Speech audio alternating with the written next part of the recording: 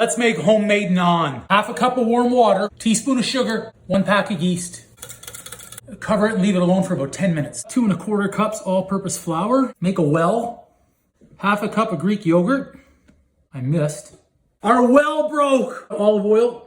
Our yeast mixture. See that? Our well broke right there. I knew the well was not good. That didn't go in the center of the well. We'll save it. We are missing some of our liquid. A bit of olive oil in there. We're gonna cover that with a nice warm towel. Leave that alone for about an hour now. Ta-da! I'm gonna lightly flour this. Little balls as well. Let's roll them out. Thicker. One is getting golden. Give it a little flip.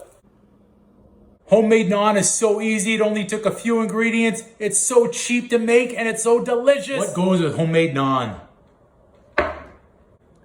Uncle Drew's homemade hummus. This easy recipe is also on my channel. Be sure to check that out. Fresh naan, warm, fresh hummus, tasty. Worlds are about to collide. Pop it in the freezer. Whenever you want it, you're good to go.